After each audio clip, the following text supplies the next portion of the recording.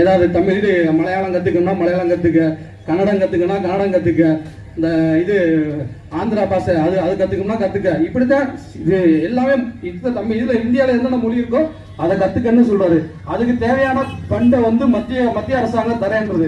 2000 கோடி மத்திய அரசாங்கம் நீங்கள் யாரை ஸ்டாஃப் போட்டுக்க, சம்பளத்தை கொடுத்துக்க, தேவையான அந்த ஸ்கூலை வந்து எக்ஸ்டெண்ட் பண்ணுறியா, அதுக்கு காசு வேணும், அதையும் கொடுத்துக்கன்றாரு. அப்படி கொடுத்துக்கன்னு சொல்லி தான் எங்கள் மோடி ஐயா படிக்க சொல்கிறாரு. நம்ம மாணவர்கள் வந்து நம்ம மக 3வது மொழி கற்றுக்கிட்டு அவங்களுக்கு ஏதாவது பிரச்சனை இருக்கா சொல்லுங்க, நீங்களே சொல்லுங்க. அவங்க போய் இங்க படிக்கணுமா படிக்கக்கூடாது, அவங்க பிள்ளைங்க 3வது மொழி படிக்கணுமா படிக்கக்கூடாதா? இதைத்தாங்க ஸ்டாலின் கெடுக்கிறாரு, படிக்க கூடாதுன்றாரு. அது எப்படி என் பிள்ளைங்க 3வது மொழி கத்துக்க கூடாதுன்னு அவர் எப்படிங்க சொல்ல போச்சு? அவன் பேரன் பேத்தியெல்லாம் ஹிந்தி படிக்காம இருக்காங்களா? நம்ம மட்டும் ஹிந்தி படிக்க கூடாதுன்றாங்க. தயாநிதி மாறன் அமைச்சர் ஆக்கும் போது அங்க கேட்கறாங்களா, எதுங்க தயாநிதி மாறன் அமைச்சர் ஆக்குறீங்கன்னு? அவருக்கு ஹிந்தி தெரியுங்க, அதாங்க மத்திய அமைச்சர் ஆக்குறோம்டா. அவன் பேரன் தானே தயாநிதி மாறன், பேரன் தானே, பேரனா பேரன் தான் தயாநிதி மாறன். ஹிந்தி தெரியுமா, அவர் மத்திய அமைச்சர் ஆகலாமா? நம்ம பேரன் பேத்தி இந்த பழனிசாமி முனுசாமி மயங்களாம் ஹிந்தி படிக்க கூடாதா? கேளுங்க மக்களை, ஹிந்தி படிக்க கூடாது. நீங்க தான் சொல்லல ஹிந்தி படிக்க கூடாதா? படிக்கலாம்ல? அதைத்தாங்க மோடி ஐயா படின்றாரு. இங்க இருக்க கவர்மெண்ட் குடின்றாங்க. இதே சொல்றாங்க. எங்க மத்திய அமைச்சர் ஏதாவது ஊழல் கண்டுபிடிக்க சொல்லுவாப்பா. 12 வருஷமா நம்ம ஆட்சி நடந்துட்டு இருக்குல்ல, மத்திய அமைச்சர் யாராவது ஒரு ஊழல் கண்டுபிடிக்க சொல்லுங்க.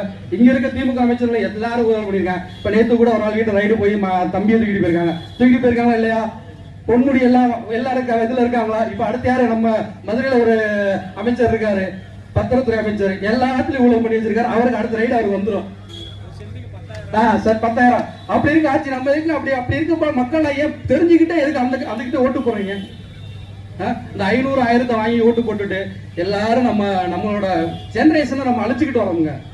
உண்மைதான். 500 1000 அவன் கொடுக்குற 500 அவன் அதனாலதான் ஊழல் பண்ணிட்டே போயிட்டு இருக்கான். எப்ப அவன் சட்டையை பிடிச்சி கொஸ்டின் கேட்பான்னு தெரிஞ்சாவே ஊழல் பண்ணுவானா? ஊழல் பண்ண மாட்டால.